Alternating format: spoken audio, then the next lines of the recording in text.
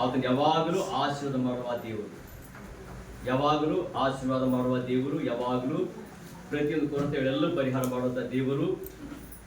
ಯಾಕೆ ನಿಮಗೆಲ್ಲ ಚೆನ್ನಾಗಿ ಗೊತ್ತಿರ್ಬೋದು, ಕ್ರಿಸ್ಮಸ್ 25 ಅಂತಂದ್ರೆ 25 ಮಾತ್ರ ಅಂತಲ್ಲ, ಇಡೀ ತಿಂಗಳೆಲ್ಲ ಒಂದು ಯಾವುದೋ ಬೇರೆ ಬೇರೆ ಡಾನ್ಸ್ ಕಾರ್ಯಕ್ರಮಗಳು ಅಂತ ಕ್ಯಾನ್ಸಿಂಗ್ ಅಂತ ಎಲ್ಲಗಳು ಈಗೆಲ್ಲ ನಡ್ಲಿಕ್ಕೆ ಸಾಧ್ಯ ಇದೆ. ಅದಕ್ಕೋಸ್ಕರವಾಗಿ ಎಲ್ಲ ಚರ್ಚ್ಗಳು, ಎಲ್ಲ ವಿಶ್ವಾಸಿಗಳು, ಎಲ್ಲರ ಮಧ್ಯೆ ಎಲ್ಲ ಈ ತಿಂಗಳು ಫುಲ್ ಬಿಜಿ. ಅದಕ್ಕೋಸ್ಕರವಾಗಿ ಆ ಬಿಜಿ ಆಗಿದ್ದರೂ ಅದ್ರ ಜೊತೆಲಿ ಒಂದು ದೇವ್ರು ಯಾವಾಗ ಸಾವಶ್ಯಕತೆ ಇರಬೇಕು. ಆದರೆ ಎಲ್ಲ ಇವತ್ತು ಡಾನ್ಸ್ ಕಾರ್ಯಕ್ರಮಗಳು ಎಲ್ಲ ಕಲಿಯೋದಾಗಲಿ ಕಲಿಸೋದಾಗಲಿ ಎಲ್ಲ ಕಾರ್ಯಕ್ರಮಗಳು, ಮನೆ ಕ್ಲೀನಿಂಗ್ ಮಾಡ್ಬೋದು, ಡೆಕೋರೇಷನ್ ಮಾಡ್ಬೋದು, ಎಲ್ಲ ಈ ತಿಂಗಳು ಎಲ್ಲ ಭಾಳ ಬಿಜಿಯಾಗಿರ್ತಾರೆ. ಅದಕ್ಕೋಸ್ಕರವಾಗಿ ಆ ಬಿಜಿಗಳಲ್ಲೇ ಮತ್ತೆ ನಾನು ಯಥಾ ಪ್ರಕಾರ ನಾವು ಚರ್ಚ್ಗಳು, ನಾವು ಪ್ರೇಯರ್ಗಳು, ನಾವು ಯಾವ ರೀತಿ ನಾವು ಎಲ್ಲ ಮಾಡ್ತಾ ಇರ್ಬೇಕು. ಯಾಕಂದ್ರೆ ಆ ದೇವರು ನಮ್ಮ ಜೊತೆ ಇರೋದ್ರಿಂದ, ಆಮೇಲೆ ಆ ದೇವರು ನಮ್ಮ ಸಂಗಡ ಇರೋದ್ರಿಂದ, ಆ ದೇವರು ನಮ್ಗೆಲ್ಲ ಕೆಲಸ ಸಫಲ ಮಾಡ್ತಾ ಇರೋದ್ರಿಂದ. ಯಾಕಂದ್ರೆ ನಾವು ದೇವ್ರ ಹಾಕಿದ್ರೆ ಕ್ರಿಸ್ಮಸ್ ಅನೇಕ ಸರಿ ನಾವು ಬರ್ತೇವೆ. ಕ್ರಿಸ್ಮಸ್, ಈ ಕ್ರಿಸ್ಮಸ್ ಅಂದ್ರೆ ಸರ್ವಸಾಧಾರಣ ನಾವು ಏನು ಕೇಳ್ತೇವೆ ಅಂದ್ರೆ, ಕ್ರಿಸ್ಮಸ್ ದಿನ ಕೇಕ್ ಇರ್ತದೆ, ಕ್ರಿಸ್ಮಸ್ ದಿನ ಊಟ ಇರುತ್ತದೆ, ಕ್ರಿಸ್ಮಸ್ ದಿನ ಒಳ್ಳೆ ಬಟ್ಟೆಗಳಿರ್ತವೆ, ಕ್ರಿಸ್ಮಸ್ ದಿನ ಒಳ್ಳೆ ಡೆಕೋರೇಷನ್ ಆಗಿರ್ತದೆ, ಕ್ರಿಸ್ಮಸ್ ದಿನ ಒಳ್ಳೆ ಲೈಟಿಂಗ್ ಆಗಿರ್ತಾವ. ಇದೆಲ್ಲ ಮಾಡಿದ್ರೆ ನಾವು ಭಾಳ ಸಂತೋಷ ಪಡ್ತಾ ಇದ್ದೀವಿ ಅನ್ನೋದಾಗಿರ್ತಾವ. ಅದು ಹೌದು, ಸಂತೋಷವೇ.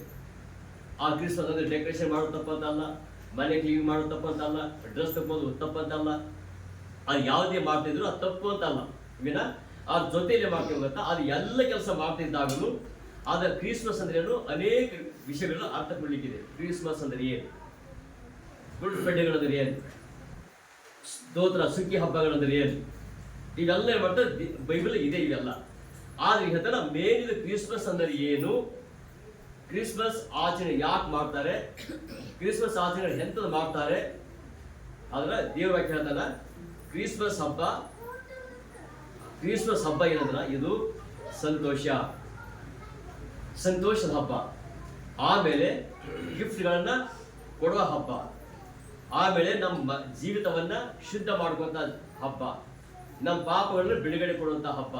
ಆದ್ರೆ ಎಲ್ಲವೂ ಆ ದೇವರ ಹೊರತು ಬಂದು ಹೇಳಬೇಕು. ಕ್ರಿಸ್ಮಸ್ ಅಂದ್ರೆ ಒಂದು ಸಂತೋಷದ, ಒಂದು ಉಲ್ಲಾಸದ ಹಬ್ಬ ಇವರು. ಕ್ರಿಸ್ಮಸ್ ಅಂದ್ರೆ ಉಲ್ಲಾಸದ ಹಬ್ಬ. ಆ ಉಲ್ಲಾಸದ ಹಬ್ಬ ಅಂತ ಹೇಳಿ ಒಂದು ಹೊಸವಾದ್ರಿ ಲೂಕನ ಬರೆಸುವ ವಾರ್ತೆ 2ನೇ ಅಧ್ಯಾಯ. ಯಾಕಂದ್ರೆ ಯಾವಾಗ ನಾವು ಓದ್ತಾ ಇರ್ತೇವೆ, ನಾವು ಕ್ಯಾಲ್ ಪಾರ್ಟಿ ಮಾಡಿ ಯಾವ್ದು ತಿರುಗ್ತಾ ಇರ್ತೇವೆ, ಆ ತಿರುಗಾಗ ನಾವು ಓದ್ತಾ ಇರ್ತೇವೆ. 1ನೇ ಅಧ್ಯಾಯ ಅದು ಲೂಕನ ಬರೆಸುವ ವಾರ್ತೆ 2ನೇ ಅಧ್ಯಾಯ, ಲೂಕ 2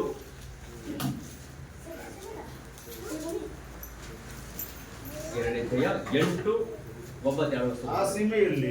ಆ ಸೀಮೆಯಲ್ಲಿ ಕುರುಬರು ಹೊಲದಲ್ಲಿದ್ದುಕೊಂಡು ರಾತ್ರಿಯಲ್ಲಿ ನಮ್ಮ ಕುರಿ ಹಿಂಡನ್ನು ಕಾಯುತ್ತಿರಲಾಗಿ ಕರ್ತನ ದೂತನೊಬ್ಬನು ಬಂದು ಅವರ ಎದುರಿನಲ್ಲಿ ನಿಂತನು.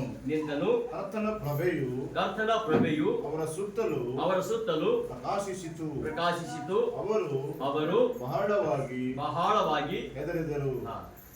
ಅಲ್ಲಿ ದೇವರ ಕೇಳ್ತಾನ, ಆ ಸೀಮೆಯಲ್ಲಿ ಕುರುಬರು ಹೊಲದಲ್ಲಿದ್ದುಕೊಂಡು ರಾತ್ರಿಯಲ್ಲಿ ತಮ್ಮ ಕುರಿ ಹಿಂಡನ್ನು ಕಾಯುತ್ತಿರಲಾಗಿ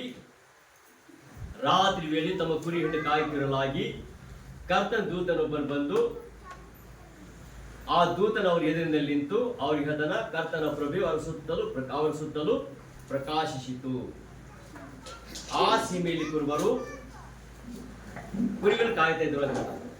ಅಂದ್ರೆ ಕುರಿಗಳು ಕಾಯ್ತಾ ಇದ್ದಾಗ, ಕುರಿಗಳನ್ನ ರಾತ್ರಿಯಲ್ಲಿ ಕಾಯ್ತಿರುವಾಗ, ಕುರಿಗಳನ್ನ ರಾತ್ರಿ ಮೇಯಿಸ್ತಿರುವಾಗ, ಅದ್ರ ಎಲ್ಲ ಬಂದು ಬೆಳಿಗ್ಗೆ ಎಲ್ಲ ಕುರಿಗಳನ್ನ ಮಾಡ್ತಾರೆ. ಆ ಕುರಿಗಳು ಅಲ್ಲೆಲ್ಲ ಹಟ್ಟಿ ಹಾಕೊಂಡಿರ್ತಾರಲ್ಲ, ಹಟ್ಟಿ ಹಾಕೊಂಡು ಕೆಚ್ಚಾದಿದ್ದು ಅವರೆಲ್ಲ ಕಾಯಿಸ್ಕೊತ ಅಲ್ಲೆಲ್ಲ ಅಂದ್ರೆ ಆ ರಾಜ ಎಲ್ಲ ತಮ್ಮ ಮಾತು ಕೊಡ್ತಾ ಇದ್ರು.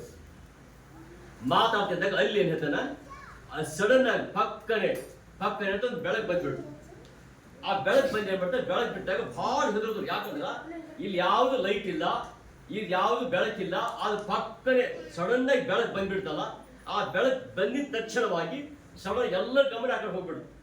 ಆಗ ಹೋಗ್ಬಿಟ್ಟು ಅಲ್ಲಿ ದೇವತನು ಅಲ್ಲಿ ಬಂದು ರೀತಿ ಹೇಳ್ತಾ ಇದ್ದಾನ, ಏನ್ ಹೇಳ್ತಾನೆ ಈಗ ಹೇಳ್ತಾನ, ಆ ಕರ್ತನ ದೂತ ಪ್ರತ್ಯಕ್ಷನಾಗಿ ಅವ್ರಿಗೆ ಹೇಳ್ದ, ಆ ಕರ್ತನ ಪ್ರಭೆ ಸುತ್ತ ಪ್ರಕಾಶಿಸಿದ್ದು ಬಹಳ ಹೆದರಿದರು. ಆ ದೂತನ ಅವರಿಗೆ 10 ವರ್ಷ ಆಯ್ತು.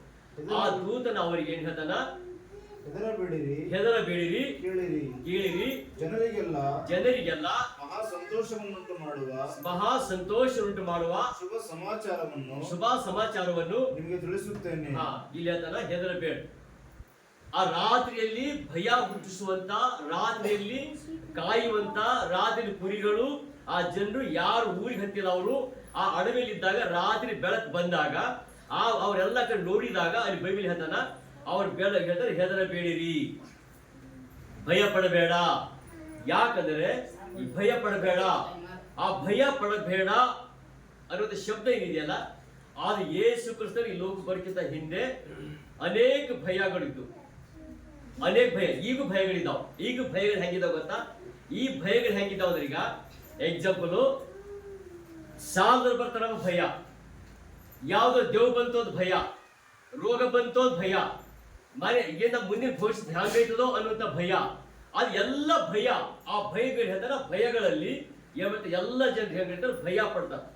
ಆ ಭಯ ಪಡುವಂತ ಸಮಯದಲ್ಲಿ ದೇವ್ರ ವಾಕ್ಯ ಹೇಳಿದ್ರೆ, ಭಯ ಪಡುವಂತ ಮನುಷ್ಯನೇ, ಅಂಜುವ ಮನುಷ್ಯನೇ, ನೀನು ಏನು ಮುಂದೆ ಹಿಂದೆಲ್ಲ ಭಯ ಪಡ್ಕೊಂಡಿಯಲ್ಲ, ಹಿಂದೆಲ್ಲ ನೀನು ಕಷ್ಟದಲ್ಲಿ ಇದೆಯಲ್ಲ, ಹಿಂದೆಲ್ಲ ಕಣ್ಣೀರಿನಲ್ಲಿ ಇದೆಯಲ್ಲ, ಹಿಂದೆಲ್ಲ ಸಮಸ್ಯೆಯಲ್ಲಿ ಇದೆಯಲ್ಲ, ಹಿಂದೆಲ್ಲ ರೋಗದಲ್ಲಿ ಇದೆಯಲ್ಲ, ಆದ್ರೆ ಈಗ ಭಯ ಪಡಬೇಡ, ಭಯ ಪಡುವ ಅವಶ್ಯಕತೆ ಇಲ್ಲ.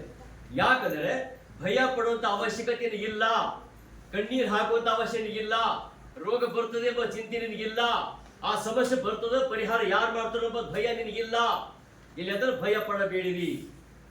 ಆಮೇಲೆ ಈ ಮಾತು ಎಲ್ಲರಿಗೆ, ಯಾಕಂದ್ರೆ ಎಷ್ಟೋ ಸರಿ ಈಗ ತರ.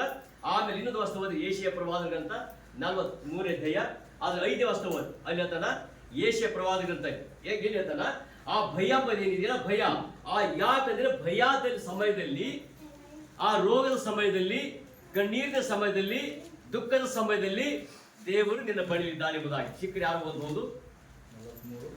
5ನೇ ವಸ್ತು. ಭಯ ಪಡಬೇಡ, ನಾನು ನಿನ್ನ ಸಂಗಡ ಇದ್ದೇನೆ. ಹೇಳ್ತಾನ ಭಯ ಪಡಬೇಡ, ನಾನು ಸಂಗಡ ಇದ್ದೇನೆ. ಅಲ್ಲಿ ಹೇಳ್ತಾನ ನಾನು ನಿನ್ನ ಸಂಗಡ ಇದ್ದೇನೆ. ಭಯ ಪಡಬೇಡ. ಯಾವುದೇ ರೋಗ ಬಂದ್ರು ಭಯ ಪಡಬೇಡ, ಎಂತ ಸಮಸ್ಯೆ ಬಂದ್ರು ಭಯ ಪಡ್ಲಿಕ್ಕೆ ಹೋಗ್ಬೇಡ. ಯಾವುದೇ ರೋಗ ಬಂದ್ರು ನೀನು ಭಯ ಪಡುವಂತ ಅವಶ್ಯಕತೆ ಇಲ್ಲ. ನಿನ್ನ ಬಳಿಯಲ್ಲಿ ನಾನಿದ್ದೆ, ನಿನ್ನ ಬಳಿಯಲ್ಲಿ ಯೋಚನೆ ಮಾಡಿ, ನಿನ್ನ ಬಳಿಯಲ್ಲಿ ನಾನಿರೋದ್ರಿಂದ ಭಯ ಪಡುವಂತ ಅವಶ್ಯಕತೆ ಇಲ್ಲ. ನಿನ್ನ ಬಳಿ ಇರೋದ್ರಿಂದ, ನಿನ್ನ ಮನೆಯಲ್ಲಿ ಇರೋದ್ರಿಂದ, ನಿನ್ನ ವ್ಯಾಪಾರದಲ್ಲಿ ಇರೋದ್ರಿಂದ, ನಿನ್ನ ಬಿಸ್ನೆಸ್ ನಲ್ಲಿ ಇರೋದ್ರಿಂದ, ನಿನ್ನ ಹೊಲದಲ್ಲಿ ಇರೋದ್ರಿಂದ, ನಿನ್ನ ಕೈ ಹಾಕುವಂತ ಎಲ್ಲ ಕೆಲಸಗಳು ಅಭಿವೃದ್ಧಿ ಪಡಿಸುವನಾಗಿರೋದ್ರಿಂದ ಭಯ ಪಡುವಂತ ಅವಶ್ಯಕತೆ ನಿನಗೆ ಇಲ್ಲ. ಅಲ್ಲೆಲೂಯ್ಯ. ಭಯ ಪಡುವಂತ ಅವಶ್ಯ ನಿನಗಿಲ್ಲ. ಅದು ಬೈಬಲ್ ಹೇಳ್ತಾನೆ ಭಯ ಪಡುತ್ತೆ. ಯಾಕಂದ್ರೆ ಆ ಭಯ ಬಗ್ಗೆ ಗೊತ್ತಾ, ಇನ್ನೊಂದು ವರ್ಷ ಹೋಗಿ. ಆದ್ರೆ ಈ ಮಾತು ಎಲ್ಲರಿಗೂ ಹೇಳ್ತಾರೆ. ಎಷ್ಟು ಮಂದಿ ದೇವರಿಗೆ ಪ್ರಾರ್ಥನೆ ಮಾಡ್ತಾರೆ ಇರುವಂತ ಎಲ್ಲ ಮನುಷ್ಯರಿಗೆ. ಆದಿಕಾಂಡ 26ನೇ ಅಧ್ಯಾಯ, ಆದಿಕಾಂಡ 26ನೇ ಅಧ್ಯಾಯ, ಅದು 24 ವರ್ಷ ಓದ್ತೀರಿ. 24ನೇ ವರ್ಷ.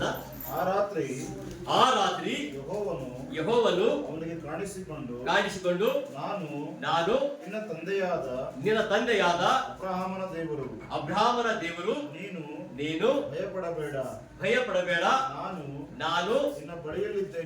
ನಿನ್ನ ಬಳಿಯಲ್ಲಿದ್ದೇನೆ, ನನ್ನ ಸೇವಕನಾದ ಅಬ್ರಹಾಮನ ನಿಮಿತ್ತ ನಿನ್ನನ್ನು ಆಶೀರ್ವದಿಸಿ ನಿನ್ನ ಸಂತತಿಯನ್ನು ಹೆಚ್ಚಿಸುವೆನು. ಸಾಕು. ಅಲ್ಲಿ ಅಂತ ನಿನ್ನ ಬಳಿಯಲ್ಲಿ ಇತ್ತು, ನಿನ್ನ ಬಳಿಯಲ್ಲಿ ನಾನು ಇರ್ತೇನೆ, ನಿನ್ನ ಬಳಿಯಲ್ಲಿ ಇದ್ದು ಅಭಿವೃದ್ಧಿಪಡಿಸಿ ನಿನ್ನ ಕೈ ಹಾಕುವಂತ ಎಲ್ಲ ಕೆಲಸಗಳು ಆಶೀರ್ವಾದ ಮಾಡ್ತೀನಿ ಎಂಬುದಾಗಿ. ನಿನ್ನ ಬಳಿ ಯೋಚನೆ ಮಾಡಿ, ನಿನ್ನ ಬಳಿ ಅಂದ್ರೆ ಹೆಂಗಿರ್ತದ? ಬಳಿಯಲ್ಲಿ ನಿನ್ನ ಜೊತೆ ನಾನಿರ್ತೇನೆ. ಬಳಿಯಲ್ಲಿ ಅಂದ್ರೆ ಹೆಂಗ? ದೂರ? ಇಲ್ಲೇ ನಿನ್ನ ಬಳಿಯಲ್ಲಿದ್ದು ನಿನ್ನ ಅಭಿವೃದ್ಧಿಪಡಿಸಿ, ನೀನು ಯಾವ ಕೆಲಸ ಮಾಡ್ತೀಯಲ್ಲ ಆ ಕೆಲಸಗಳೆಲ್ಲ ನಿನ್ನ ಅಭಿವೃದ್ಧಿಪಡಿಸ್ತೀನಿ. ನೀನು ಹೋಗುವಂತ ಪ್ರಯಾಣ ನಿನ್ನ ಆಶೀರ್ವಾದ ಮಾಡ್ತೀನಿ, ಎಲ್ಲ ನಿನ್ನ ಆಶೀರ್ವಾದ ಮಾಡ್ತೀನಿ ಎಂಬುದಾಗಿ ಹೇಳ್ತಾನೆ. ಆಶೀರ್ವಾದ ಮಾಡುವ ದೇವರು ನಿನ್ನ ಮನೆಯೊಳಗಿದ್ದು, ನಿನ್ನ ಜೊತೆ ಇದ್ದು ಅಭಿವೃದ್ಧಿಪಡಿಸ್ತೀನಿ ಎಂಬುದಾಗಿ ಹೇಳ್ತಾನೆ. ಅಭಿವೃದ್ಧಿ ಅಂತ ಹೇಳುವಾಗ ಆ ದೇವರಿನ ಸಂಗಡ ಇರೋದ್ರಿಂದ, ದೇವರ ಜೊತೆ ಯಾವಾಗ ನಾವು ಕಷ್ಟ ಅನುಭವಿಸ್ತೇವೆ ಅಂದಾಗ ದೇವರ ಜೊತೆ ಇಲ್ಲದ ಪಕ್ಷದಲ್ಲೇ ಅದೇ 26 ಅದೇ ಸರಿ ಒಂದು ನೋಡೋಕೆ ಆದಿಕಾಂಡ ಸೇಮ್ ಆದಿಕಾಂಡ 26ನೇ ಅಧ್ಯಾಯ, ಆದಿಕಾಂಡ 26 12ನೇ ವರ್ಷ